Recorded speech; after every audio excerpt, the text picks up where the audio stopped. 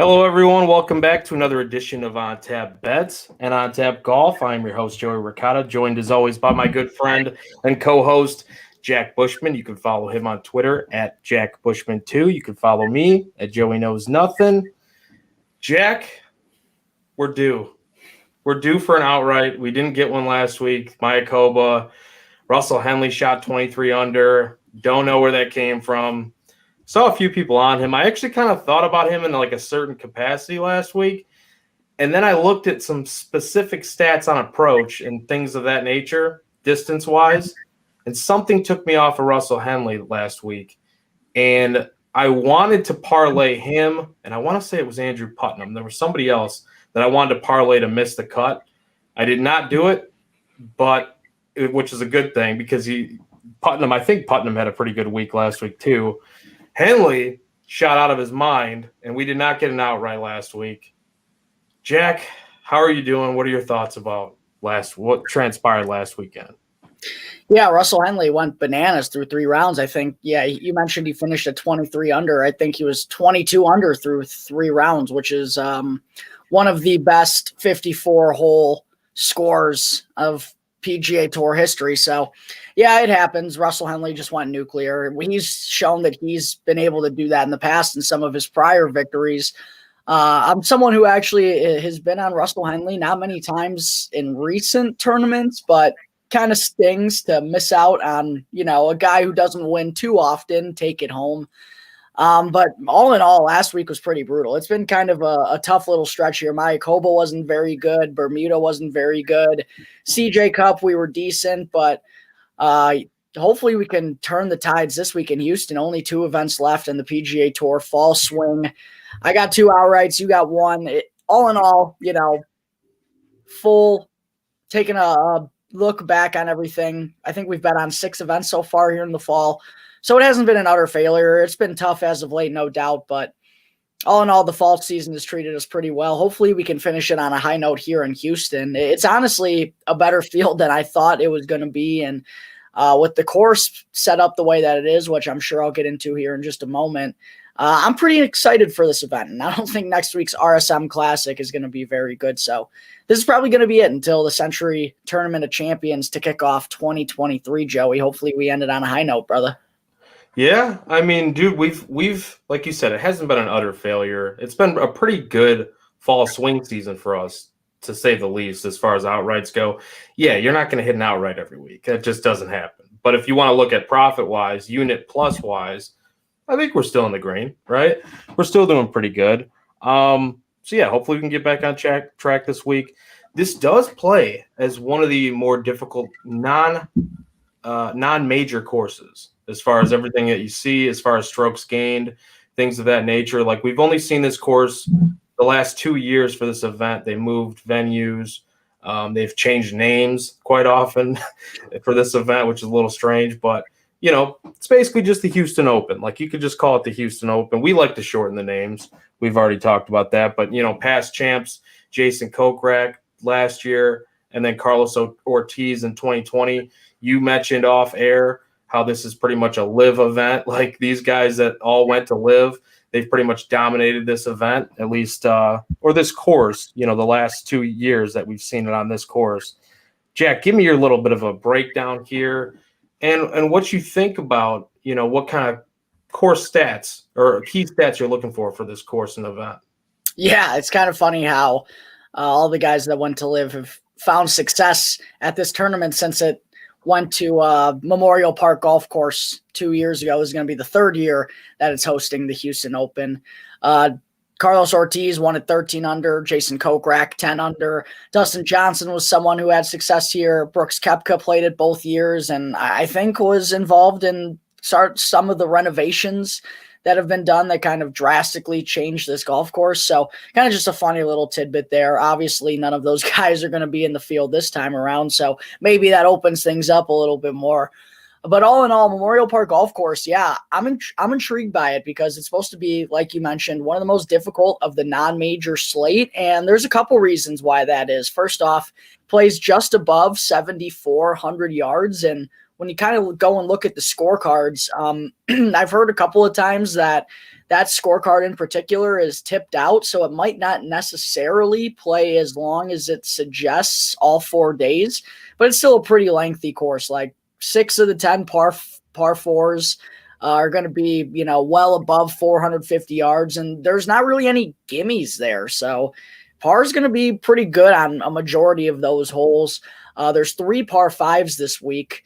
It's a unique par 70 layout, I should mention too. I mentioned there's 10 par 4s. There's going to be 5 par 3s and then 3 par 5s.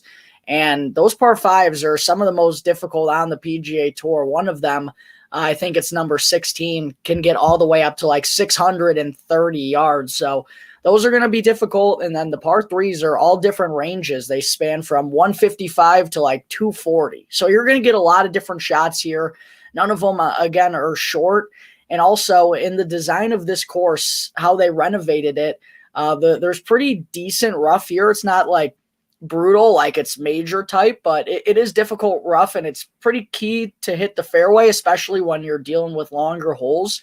And if you do not hit the green, it's not really bunkers alongside them like you see on a lot of PGA Tour courses. And the reason they did that is to make it more difficult, because nowadays pros are so good out of bunkers. They can get spin on the ball. If the lie is good, a lot of times they can get it up and down. There's actually runoff areas here along these greens that's going to make it challenging. And then the putting surfaces are really fast Bermuda surfaces too. So there's a lot of ways to, make bogey on this course. There's no real gimmies. And if you hit a bad shot, you're going to be left with kind of a tough pitch to get up and down for par. Nothing's really going to be easy. So that's why I'm pretty excited about it this week. In terms of like stats I'm looking for, I think strokes gained off the tee is going to be pretty important. I mentioned playing from the fairway, I think, will be key. And added distance is really going to be a bonus here. I don't think distance is like the end all be all, because, there are guys who are capable of using their long irons and hitting the fairways and finding the greens.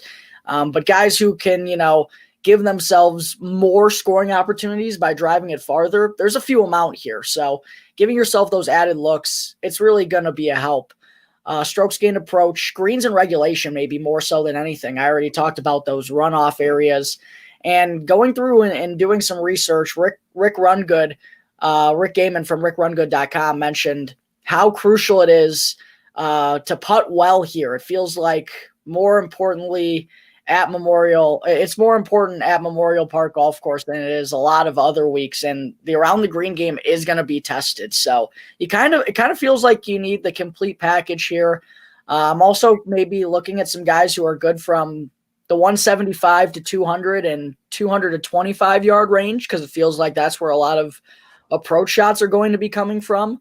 And I also wanted to mention the par 5s have been pretty key here in the past. I mentioned how they're extremely difficult, but being, par 5s, and these guys are professional golfers, some of them are still going to find ways to make birdie. And those that do, it's going to go a long way to help you. I really think there's going to be few opportunities throughout this course to make a low score, like we've seen 10 under par, Jason Kokrak, 10 under par in 4 rounds. Like, 2 under par, 3 under par is going to be a very successful day. So adding those opportunities on the par 5s, if you can get them, should be a huge boost. But I think it's going to be a really exciting tournament because you're going to be tested a lot. And I think there are a couple of ways you can get it done.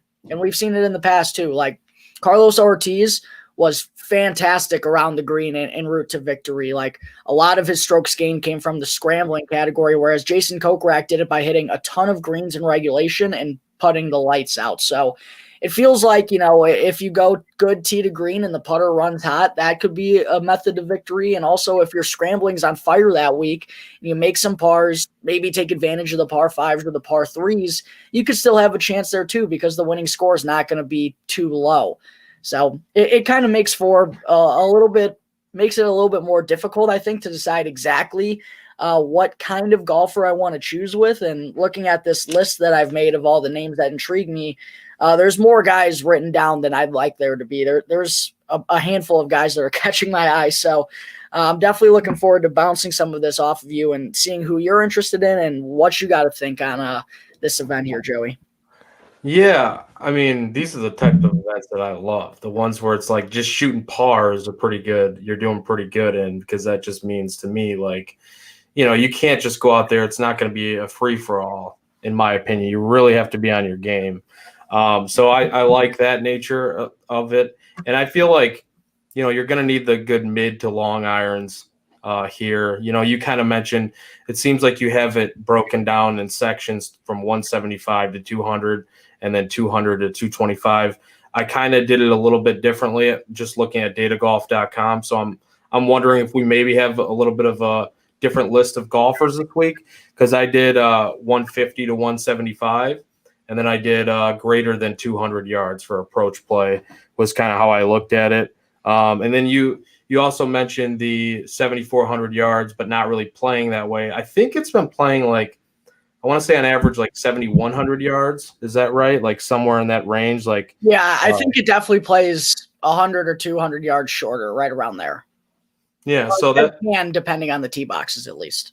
Right, and that'll be interesting. We'll have to see about that. But obviously this has been one of the more tougher courses. Only 3 courses have played tougher than this from a strokes gained total standpoint since 2015 for non-major championship courses. So distance matters here. Obviously, that's definitely something I'm looking at. The off the tee stuff, strokes gained off the tee, definitely looking at that, like you mentioned.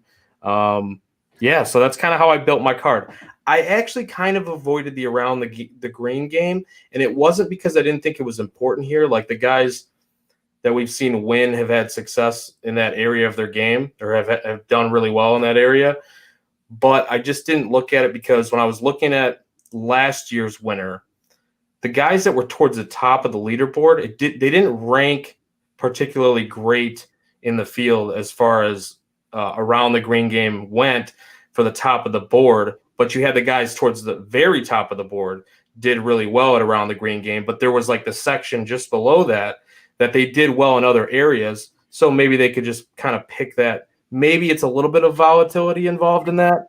And I'm not quite sure if what I'm saying even makes sense, but that's just kind of how I attacked it. Just looking at some of the stats there. Jack, you mentioned you have a bunch of guys written down on a sheet of paper here that you're interested in, probably more than you'd like to, but let's dive in. Let's talk about it. Let's walk through it and see if we can kind of narrow it down. I feel like I've narrowed mine down a little bit, but there's a couple I'm iffy on and I'm still wondering about, and I would love your opinion on them. Starting at the top of the board, though. Oh, by the way, if you're joining us on Twitter, go to YouTube. Jump in the comments. Go ahead, talk to us. Like, see if you're betting this tournament. I don't know. Maybe you're a goofball like us. You like to bet these fall swing season tournaments because we're definitely nuts and we just keep doing it. We can't help ourselves. Join us on YouTube, though, because we can't see your comments on Twitter.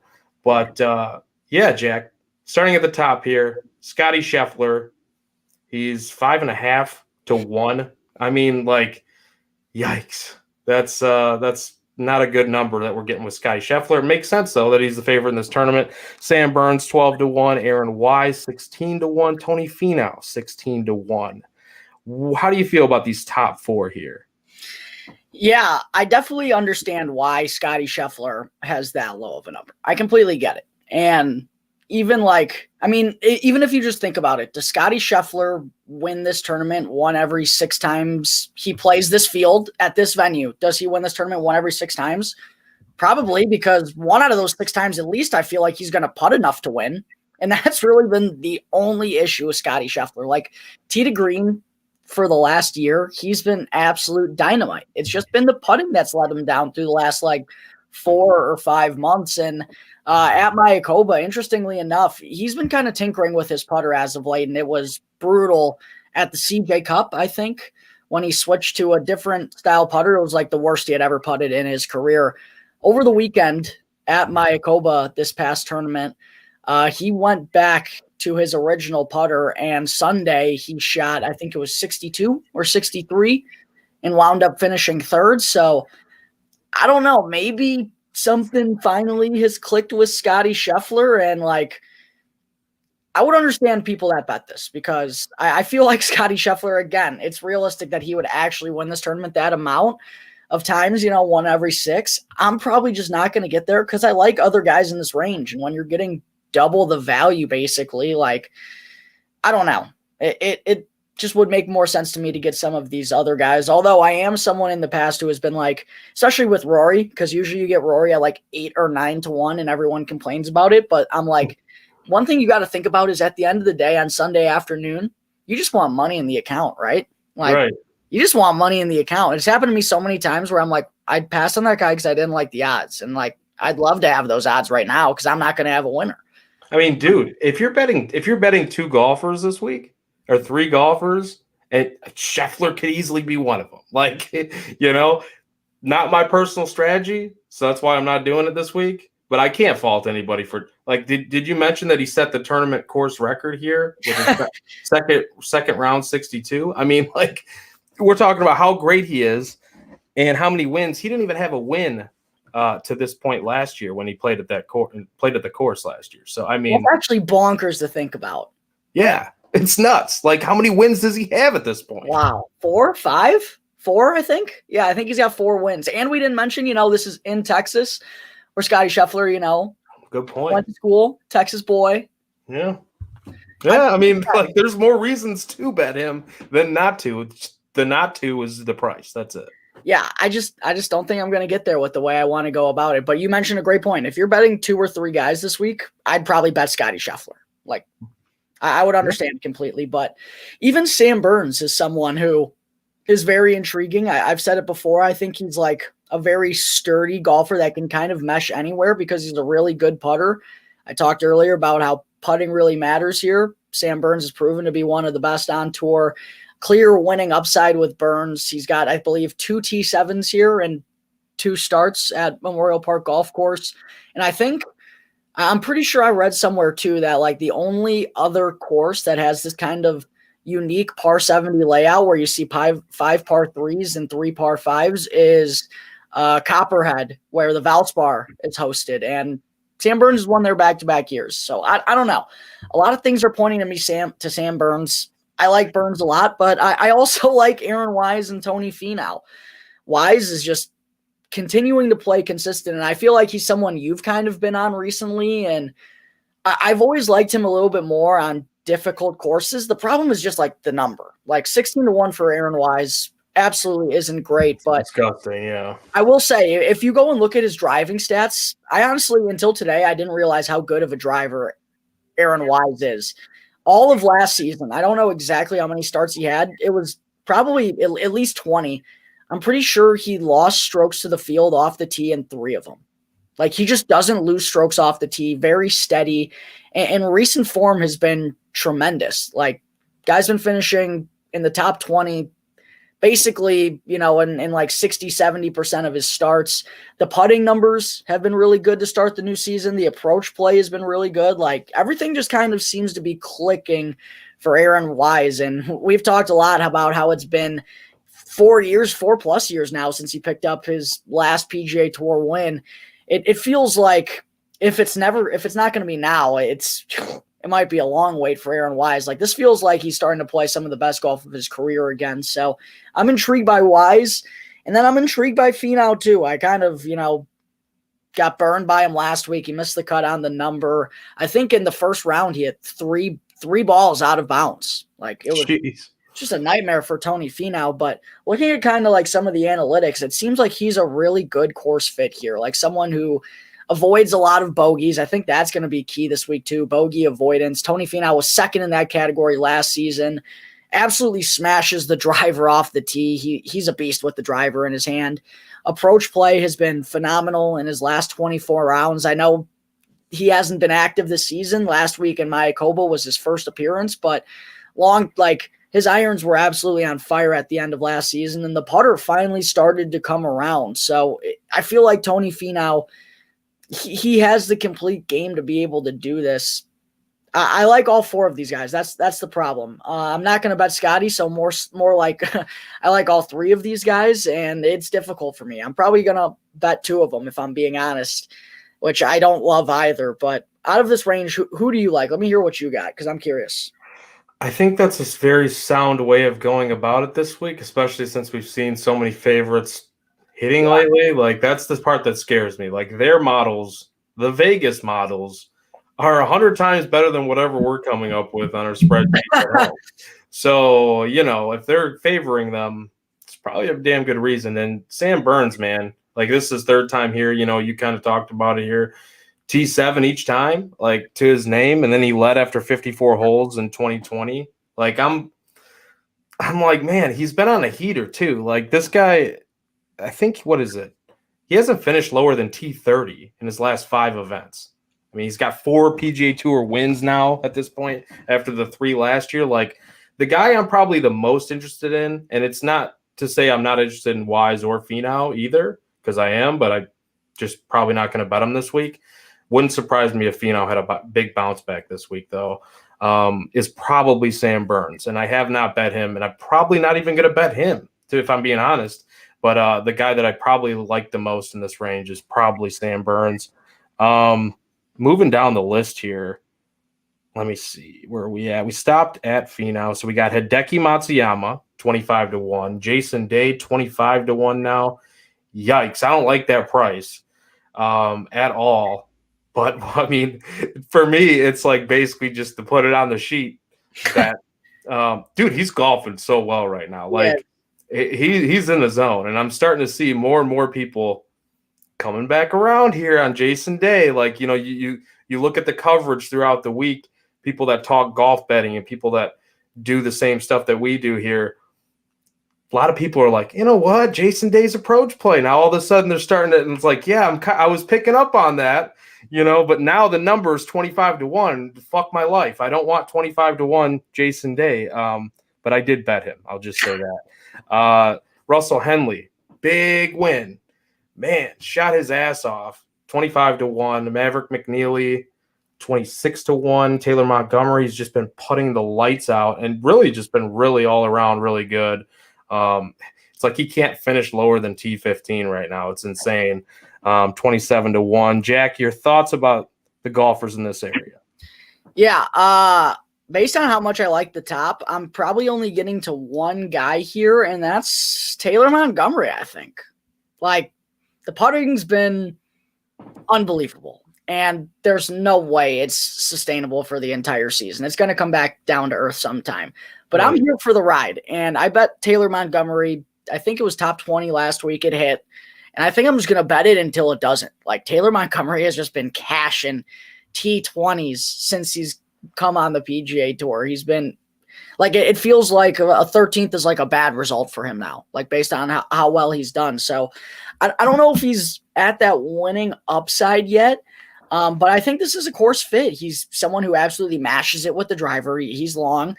And the irons have been good enough where, he gives himself opportunities with that putter getting hot where he can score. So I kind of like Taylor Montgomery more than anyone in this range. Part of it, too, is he's got the biggest number. Like Russell Henley, 25-1, not going to happen. Last week, I think he won at 50. Like, I'm not going to bet Russell Henley at 25-1. I'll just wait till he goes cold, like he will, and then I'll bet him at 50 in like 2 months. That's how it's going to go. It's like Jason Day. I like Jason Day this week. I actually do. For those who watch the show on a weekly basis, one of my favorite things in the world is shitting on Jason Day because he can't putt. He just can't putt. He can't. More so than that, he can't putt for 4 rounds. I'm sorry. I'm not going to bet Jason Day until he shows. You're the Jason Day hater of the show. When Jason Day putts for 4 rounds in a row, I'll bet on him again. Well, listen, I'm not super confident that he will. You're in it for the long run. I get that. I get that. I'm just not going to get there. It's fun. I have Jason Day written down on my sheet here. Like, I have interest in Jason Day. It's just with how ideally I'm going to go about building this card. I'm probably not going to bet on him 25-1. Like, and I think the kind of frustrating part too for some golfers, and probably not you because you haven't been invested for that long, is like, if you hit on Jason Day, are you even going to be in the green? You know what I mean? At 25-1, like, It depends on how No, much you bet on him, but like that just sucks. So I probably will be. You're right. I probably will be. I haven't been as invested as guys that were like, in 2020, 2021, super hardcore, like banging the drum on Jason Day for a while until he just went icy cold. No, I probably would still be in the green, but like I feel for those people because it's starting to get to the point where I'm like I just have to do it because I keep seeing the underlying statistics and the way that he's golfing around, those little slip ups. I'm like, Jason Day, man, makes a lot of sense. 25-1, man. I don't like that. Like he was 30-1, I want to say, earlier this week. And people hammered it. Yeah, I liked that number. And so I bet him there, but 25-1. I don't feel great about it. What else do you think though about this kind of range before you move on? I don't think you're not really interested in anyone else other than Montgomery, really, right? No, that's really it. I've seen people on Maverick McNeely, which I get. Dude's been putting really well as of late. A lot of good finishes. Kind of, I'm not someone who's ever really bet Maverick McNeely. Like, I think he's just one of those guys until he wins. I'm probably not going to get there. So 25-1, I'm probably going to pass. Montgomery, I'm going to bet him for sure this week. That's all I like from this range. I like that call because I was almost there. I'm not even sure if I did bet him or not. Now that I haven't looked back at my sheet yet, but I'm not sure if I bet him or not. But that was the one guy that I was interested in there as well, other than Jason Day. Moving down a little bit, Davis Riley, 40-1, Denny McCarthy, 40-1, Joel Damon, 45-1, Taylor Pendrith, 45-1, and we'll kind of stop there. There's 50-1 range guys if you want to bring up. Otherwise, I can individually talk about them in a second, but a little bit down the board, a little further. Anybody over here? I've thought about Denny because he's just such a good putter that this would make sense more so than a lot of weeks for him. I just don't know if I'm going to get there to maybe anyone in this group. I think Pendrith's kind of intriguing because of the way he's able to drive the ball. I've seen some people interested in him this week too. The guy I'm really the most interested in from this range, you didn't mention him, is Matthew Neesmith. We've been waiting for old Neesmith to come back. He hasn't played since the Zozo, but he's been phenomenal to start the new season. He's got 3 top 10 finishes in a row. One of the best iron players on tour right now. Greens and regulation monster. The putter's been really good. I think he's the best par 3 player in this field so far this season. So like things have just been really good for him. I was on him at both the Shriners and the Zozo, and he finished really good there. So I'm kind of like, until he shows me that, the iron play is not going to lead him to some of these results, I'm probably going to be on Neesmith. But other than that, yeah, no one too much from this range. Joel Damon, I do think is interesting though. He played well here in the past. I don't know. Like a second place finish here or something, I want to say. I don't know. It was fifth. Was that last week? Damon was 5th here last year in his first year. I don't know what – I know he had a good finish last week. Let me look up exactly what it was. But I've seen people on Damon. I was curious if you saw anything on him. He was T3 last week in Mayakoba. He was 16th at the Zozo, 13th at Sanderson. Like, it's a pretty good run for Joel Damon here to start off the year. What sucks is we don't have any of the strokes gained metrics from his last 2 starts, which he looked really good in. So no idea what really led him to those results. But we're a lot of guessing game. We're using the old school stats right now at this point. Yeah, right. Greens and reg, I believe. I wish I could just bet Tiger plus up $150 and he'd win half the time. Yeah, for real. Would have been a lot easier that way. Yeah, I only really like Neesmith from this range. You got anyone in there? Neesmith's real interesting. I didn't get there. Damon's a guy that's kind of like I wouldn't say Maverick McNeely, but kind of like my Maverick McNeely. Like I never really bet him, so I'm not going to start this week because I didn't feel super strong about it. Yeah, Pendrith's the guy for me. Man, he can crank it off the tee. Can absolutely crank it. Putting in short game aren't as great right now. I mean, this course could play a little tougher than normal in those areas, so that does worry me. He was cut in his only event at this course last year. Still, I feel like upside. If he can heat up the irons, I like that off the tee distance and strokes gain off the tee from, even what he showed last year. He can get hot. So I'm shooting for the upside there with Pendrith. I don't like that the number came down to 45-1. I grabbed him at 50-1, and I think some guys actually hit it when the price was a little bit better earlier in the week. But that 50-1 is where I grabbed him at. That's the only guy really in this area though that I'm on this week. Yeah, I like some guys a little bit further down here, more so than I do most weeks. I'm not going too deep, but there are some names here that are intriguing still. Yeah, it's a dart week. It's a dart week to me. It feels like you could take a couple here. Oh yeah, I love this week. These are the weeks I like. 50-1 range. There's some other guys here. Thagala, Siwoo Kim, Andrew Putnam at 60-1. Keith Mitchell 60-1. Dean Burmeister 65-1. We're going to spend some time talking about him. I already know it. Adam Hadwin 66-1. The Mac Daddy 66-1 for Mackenzie Hughes. Patrick Rogers is 66-1. Taylor Moore 66-1. There's a lot of guys in that range there. There's a few that really catch my eye. There's one I want to ask you a question about because I'm interested in, but I haven't quite got there. Jack, what are your thoughts over here? Yeah, this range is interesting. I have a lot of names written down here. I'll probably only bet 2 of them, 3 of them, maybe at the most. The first one that caught my eye was Will Gordon, who's been golfing really well here on the new season. Okay, I didn't even mention him yet because I think I saw him, Will Gordon. I see him at 70-1. Oh, well, I only got it at 60. We have different books, so. You got different, yeah. Go ahead, though. Will Gordon's a very interesting name this week that that was one of them I wanted to ask you about, really. So he's someone who just completely bombs it off the tee. Completely bombs it. And, again, we don't get much Korn Ferry Tour stats, but it looks like when the driver goes well for him, that's when he does his best work. And it feels like this is a course where if you can lean heavy on your driver and put yourself in good positions, off the tee box, can play clean, you're going to have an opportunity here. So I think Will Gordon's semi-interesting. I also have Keith Mitchell written down because I always talk about with Keith Mitchell, I like him on harder courses where the driving matters.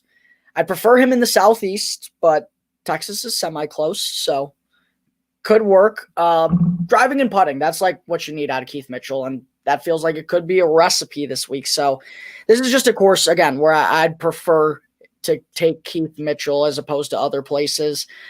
Taylor Moore is someone I've seen a lot of people on. I don't know if I believe in him to win a tournament, but seems like a guy who's consistently been making the cut and finishing inside the top 30. You mentioned Andrew Putnam, who's really been riding a hot short game here recently. Mackenzie Hughes has been really good in the new season.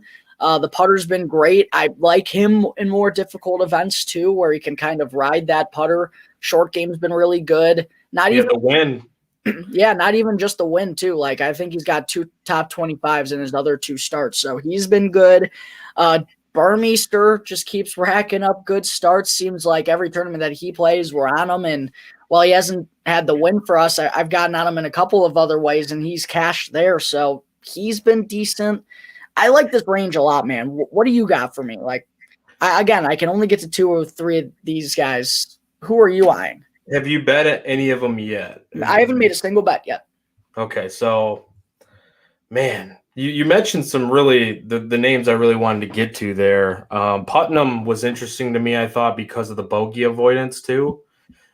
He's just really good at bogey, like his bogey avoidance numbers last season so far this year. That was somebody who I was like thinking about, but then kind of some more stuff that I looked at, I kind of fell off of him a little bit because at first I wanted to attack him with some matchups. And I was like, no, I can't do it. Looking at the guys he was up against. Will Gordon, though, man, the ball striking, you mentioned it. That's somebody who I have not bet yet as an outright bet, and I'm thinking about it hardcore, especially after the upside that he showed last week, the T3 finish at Mayakoba. Nice little run he's got going. You mentioned it. I did take him. If you're going to check out the prop bets article that should be coming out soon, if it's not out already, at ontapsportsnet.com, quick little plug there. He is involved in that article. So he's featured in. He's got a couple of them. I got him in a matchup, and I got him in a I believe a top 40 bet as well. So I do like Will Gordon a lot this week. Not sure if he can pull it off, though. Not sure if he can win yet.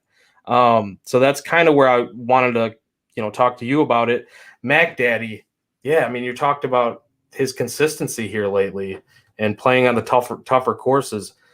Interested in him. It looks like he's got a pretty good track record here at this course too. So I don't know. I mean, it's interesting with Mackenzie Hughes. The other guy here in this range that caught my eye. Well, there's two of them. You also mentioned Keith Mitchell.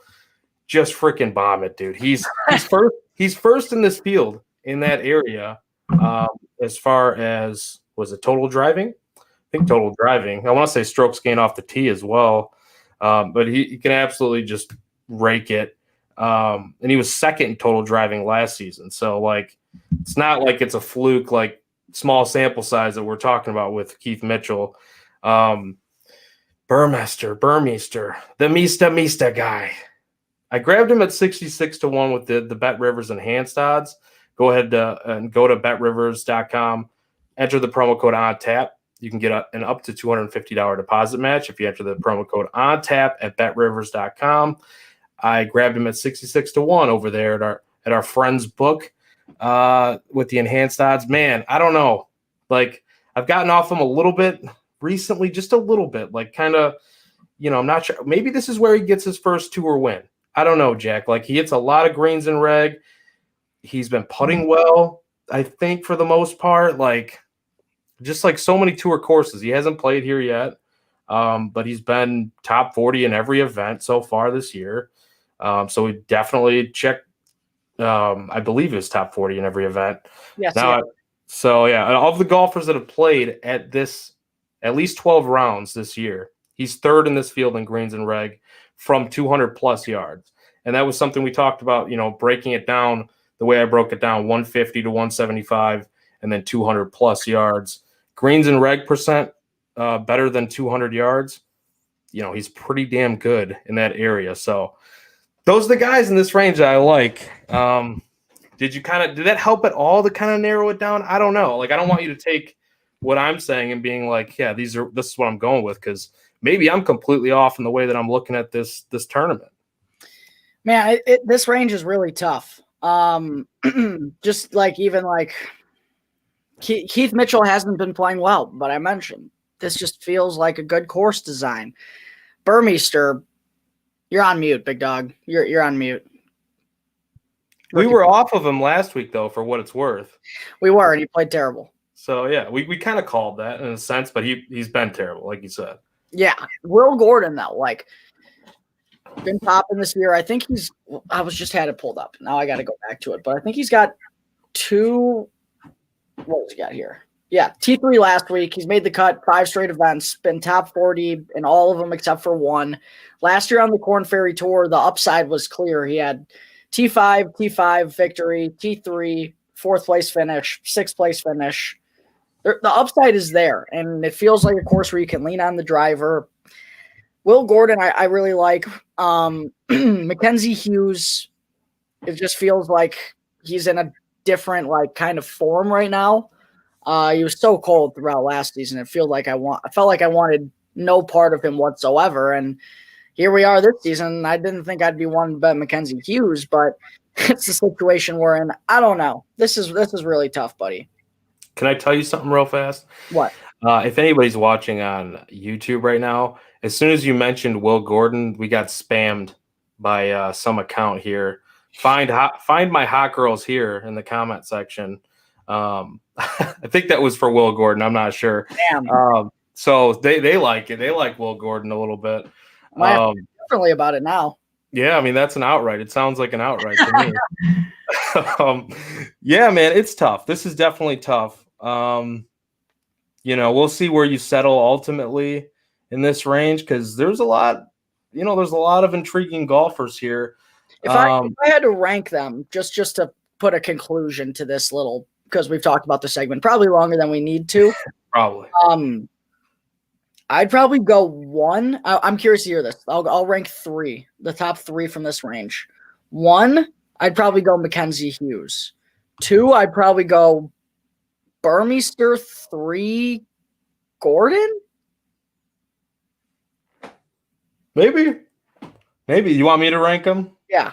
I'll attempt to rank them. Let's see here. Who are your 3 favorites from this range? 3 favorites from this range. I'll give you the guys that I bet. First, it's Burmeister. That's my favorite from this range. The consistency plus the upside. Plus, he can absolutely spank it off the tee as well. Let's see here. Second, I mean, I got to go with the guys that I bet. So, I like Keith Mitchell. So, that'd probably be second, just because of the upside that I think that he still has, even though he's been awful.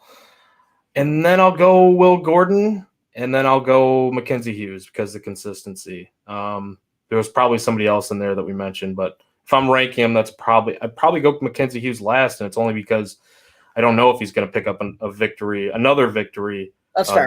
This soon after he just picked one up recently. That's very fair. Might be better to bet like a top 20 or top 40. Probably. Well, I mean, you never know, man. He's been that solid. Let's move on here, though.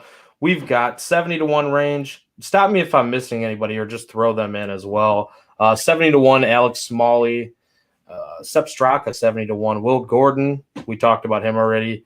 Wyndham Clark, 70-1. Adam Shank, 80-1. Davis Thompson, 80-1. Harris English, maybe figuring it out a little bit more now. 80-1. Lee Hodges, 80-1. And then Justin Lower, 90-1 before we get to the real true Bombers, 100-1 range. Anybody down here? Yeah, there's a couple. My favorite is probably Sepp Straka, and I know he hasn't been good as of late, but it feels like he's kind of proven himself to be just a volatile player. Like, he's probably as likely to miss the cut as he is to finish inside the top 5. That's just kind of what Sepp Straka is. But one thing that stood out to me is he tends to do his best work on difficult Bermuda grass courses. He picked up his first PGA Tour win at the Honda Classic, which is a difficult Florida track with Bermuda grass greens. St. Jude, another semi-difficult event that was played on Bermuda grass greens. It just feels like this would be a good course for Sepp. And we know the putter is kind of his strength, and that could mesh well for this week at Memorial Park Golf Course. He's also a really good par 5 guy. Hits a lot of fairways, can club down. I like Straka this week. He's probably my favorite out of this group. There are some other guys that are kind of worth talking about, though. I've seen some people on Alex Smalley. I've also heard Lee Hodges' name brought up this week. I'm probably not going to get on either of those guys, but I have heard some interest. Harris English, you mentioned, has shown some life finally. The one that's actually stood out to me is Davis Thompson, who we've only seen 3 times this year, but he's got 2 finishes inside the top 12 and a good track record on the Corn Ferry Tour last year. A very young player still in his career. I saw a 90-1 out there on him. So that's kind of where I'm going. I think Straka and Thompson. What about you? So I've seen also the Thompson love a little bit, and I've never bet on him, actually. I don't think I ever have. I think I bet on him once. Funny enough, quick story, I'll wrap it up fast here. It was at Congaree, the Palmetto Championship, which is not an event. It was held as a filler because they canceled the RBC Canadian Open. You couldn't go to Canada because of COVID, and that's where they played the CJ Cup this year, was at Congaree Golf Course. Yeah. But I've never bet him ever since. Was he there this year? I can't remember. I don't think so. But anyway, I did get to Smalley. Alex Smalley is the guy that I did bet there. Why? Talk to me. Would have liked to see the shot link data, obviously, from Butterfield, Bermuda. But Smalley turned in. He turned in the T11. He seems to be on the right track. Had a T2 and T6 in his rookie season, along with being one of the best in this field in approaches from greater than 200 yards. Pretty good off the tee. Yeah, I think I'm in, man. At that price, at like an 80-1 number where I caught him at, I think that was enough to kind of sway me. Just looking at the approach, like diving into the distance of the approaches kind of swayed me in the right direction, because I was hearing his name a lot, but I never really heard people talk about the distance from approach. And then when I saw that, and I'm like, okay, solid, I'm hooked. But yeah, that's pretty much it for Smalley there. Looking at this, I didn't get to anybody else. I'm usually an Adam Schenk guy, like I'm usually a Schenk guy. I'm usually the nut job that finds a reason to bet him, and I feel like he's actually been playing pretty well. Obviously, there are reasons to bet him. I've seen some love for Wyndham Clark this week as well. Didn't get there. I can't do it. Maybe though, I could see it. Like I could see if you get him at a decent price, maybe not that 70-1, but if you get him a little bit further, I think I might be in. 100-1 to like 150-1. Jack, what do you have over there? I had 2 names written down, and I might bet one of them. Not really sure yet. Depends how the card shapes up, but one of them was Adam Schenk. Where did you grab him at? I didn't grab him anywhere. I currently see him listed at, where is the old Schenk Master? I probably can get him at a number that, or I probably am seeing him at a number that probably I can't even get. 100-1. He might be out there. Yeah. Yeah. So 100-1, I thought Schenk was kind of interesting, and Brendan Steele too. Courses where you need the driver. Let's go. Give me some Brendan Steele. And when he putts well, it's not often. When Brendan Steele putts well, he's capable of good finishes. So he's a plus 100-1 guy too that I've seen out there. So those are really the only 2 that I've kind of even thought about. It's pretty thin for me after this. What do you got? I've got 3 names. Yeah, I like the darts. You know that. I like going down the board. I got to Brendan Steele. He was one of them, 100-1. Couple of missed cuts to start the year. Is he ever going to be able to putt? I don't know. I mean, like, we've seen, though, that he does have some upside in him. Like, T18 at the CJ Cup progressively seems to be getting better. Maybe he's shaking out some cobwebs here a little bit. Last year, he was 3rd in greens and reg percentage from 200-plus yards. The only guy in this field that was better than him was Cam Champ. 9 for 12 at TPC Scottsdale with 4 top 10s and 6 top 20s there, which is kind of one of the courses. 2 victories at Silverado, too, by the way. Safeway Open in 16 and in 17. Finished 9th at the PGA Championship in May at Southern Hills. All of those are solid course comps as far as like similarity scores go from datagolf.com. So, and he hasn't played here, but this feels like a Brendan Steele course, to your point. So Steele's a guy I got to. Luke List. Solid. I think it was the last time he was here. He was real solid. Out of golfers who made the cut here last year, he was dead last in strokes gained putting. Like, sounds about right. Luke List putt? Oh no, who would have guessed? Who would have guessed that, right? Like, pretty much everything else was terrific. He was first around the green, first in strokes gained tee to green, 4th off the tee, 12th in strokes gained approach. The putter legitimately is awful. But he's super long, man, and the irons can get hot. 2 events on this course, each of the last 2 of these Houston Opens. First a missed cut and then a T11 last year. So, I mean, I've done stupider things. I've won a bet on Luke List as an outright. So, I mean, this is a spot where I feel like he could do it. And then last week, I didn't get this right, but Austin Smotherman, 175, the Smotherman, 175-1. Out of golfers in this field, Smotherman was 3rd in greens and reg percentage from 200-plus yards last season. And he hasn't been as great from distance yet this year. But, I mean, I'm trusting the larger sample size for those numbers. Not horrible 150 to 175 yard bucket either. So, yeah, 175-1. I think it's worth a shot there. Other than that, I didn't even get to 200 plus and up. I don't know if there's any names that kind of like pique your interest a little bit, but I just couldn't do it this week. No, I'm not getting that deep, and we've talked about this a lot. Favorites have been winning, whether that's because a lot of guys have gone to live or I don't know. It was kind of a trend before that even happened last year. Like, we just haven't been getting many long shots. So yeah, I'm probably only getting to 2 guys plus 60, 70-1 total. That's probably it. That sounds about right. Did you no Stewie Sink this week? I think he withdrew, actually. I Oh, think did he? him and Griot withdrew, or CT Pan withdrew. I don't know if Sink withdrew, but I know CT Pan withdrew, Griot withdrew, so that saved us an outright. Yeah, we were gonna do that for sure. I was. Yeah, I mean, just ride it all fall. Come on, Griot. It's actually sad that he's not gonna. If I don't know if he's playing next week, but if he doesn't cash this fall, I don't know if he's ever gonna cash. Like, It's just messed up because everything looks great for the most part. So it's like, come on, dude. I know. Just pull one out for us. Pull one out for the boys.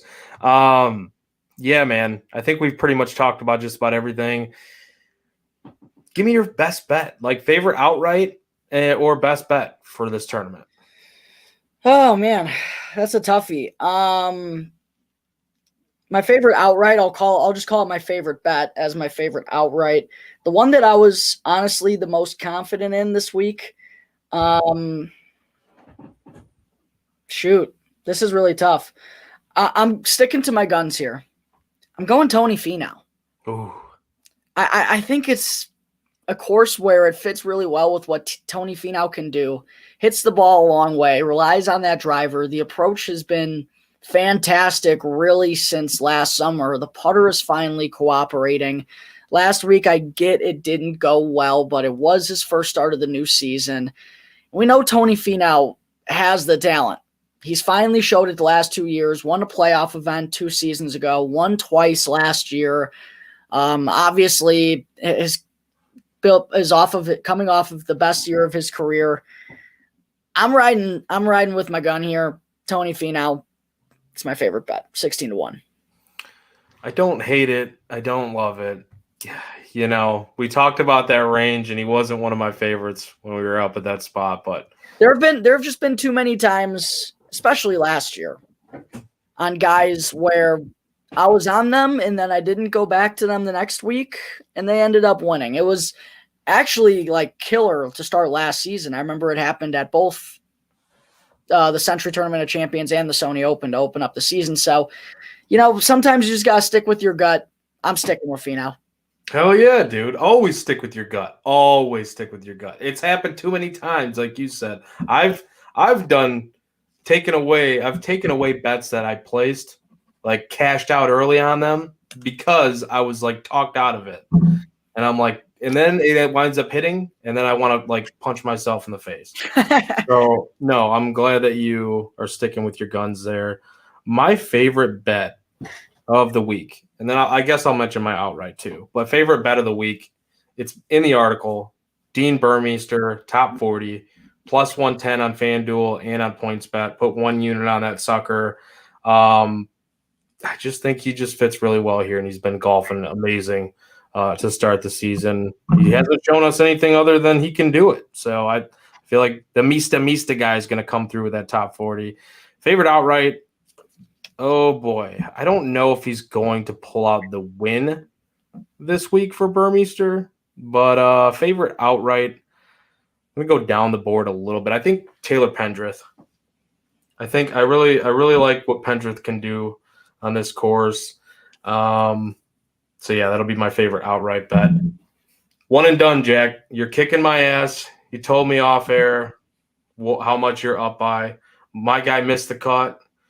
Tom, Mr. Hoagie Buns, missed the cut last week. A ridiculous second round. Just, I mean, like you can't shit on yourself any worse than Tom Hoagie did. Unacceptable, Mr. Hoagie Buns. Absolutely unacceptable. The buns are out of the oven, completely cold. One and done, Jack. This week, what are you thinking?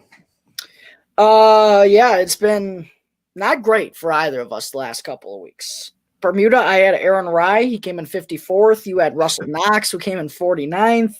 Let's say you're up by like default at this point over the last few weeks. I know. I was off to a rocking start. Mm-hmm. I had 3 guys finish inside the top 13 with a second place finish and a T5 finish in the opening 4 weeks. Like, I was great out of the gate. It's been really bad for me. Aaron Rye, 54th. I had Brennan Todd last week at Mayakoba, 53rd. So even though Hoagie Buns missed the cut, you didn't lose too many points to me. I am still in the lead, though, so I get to go first. This is a toughie. I thought about going with someone at the top because There's a lot to like there, but I'm not going to burn them here. We have a long ways to go. I mentioned to you off air. We have 41 tournaments still for the rest of the year, so keep that in mind. I'm going with Taylor Montgomery. He's going to be my one and done this week. Hopefully he can turn a corner for me because it's been rough ever since.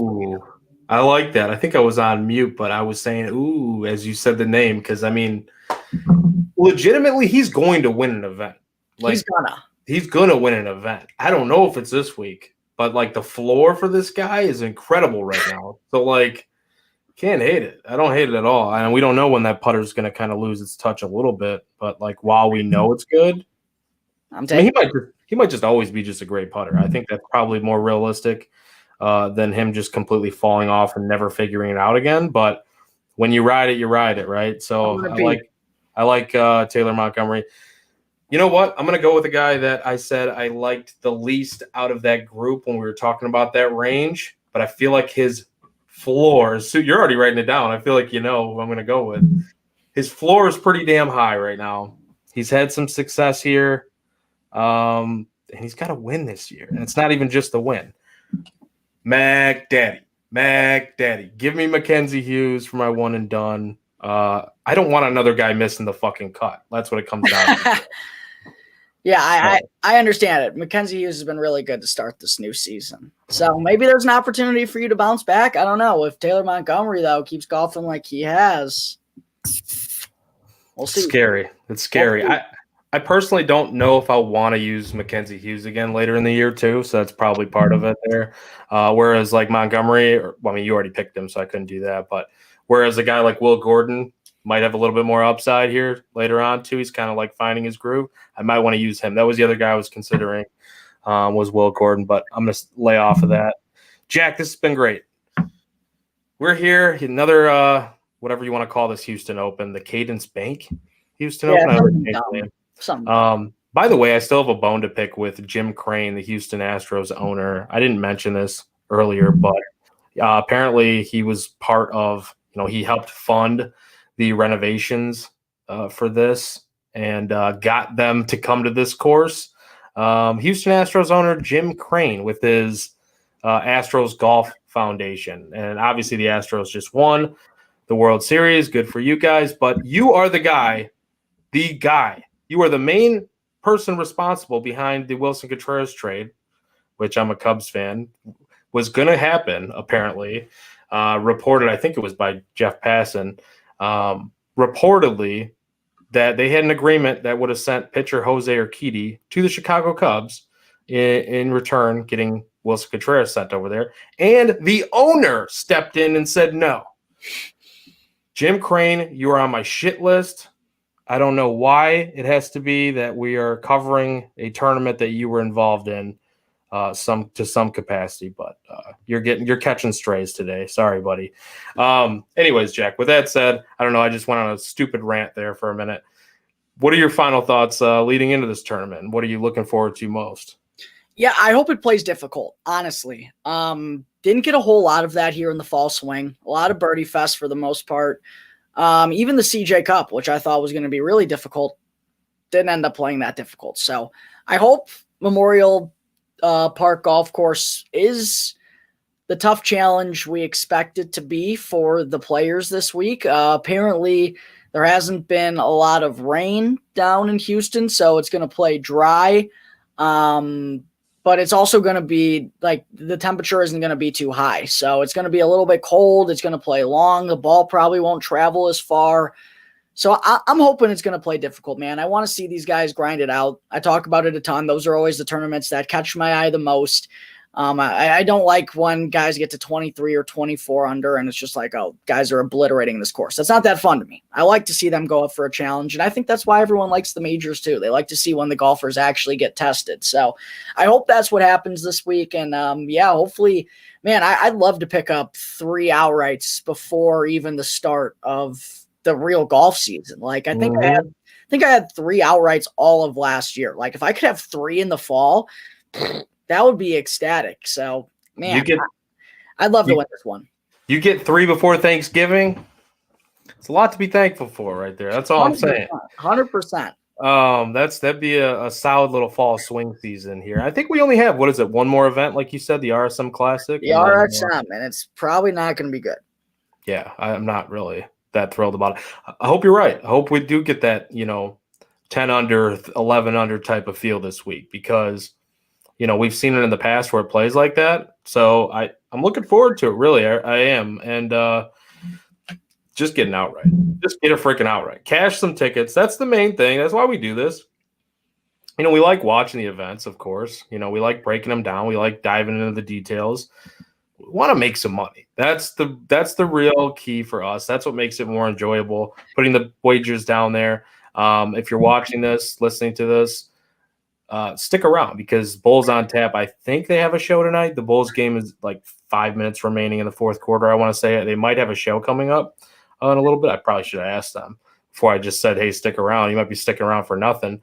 But on Tap Sportsnet, go ahead and subscribe to the YouTube channel so you can catch all the videos that get turned out. There's short clips on there, but then we also go live. You can check out me and Jack's beautiful face right here, breaking down each and every golf tournament.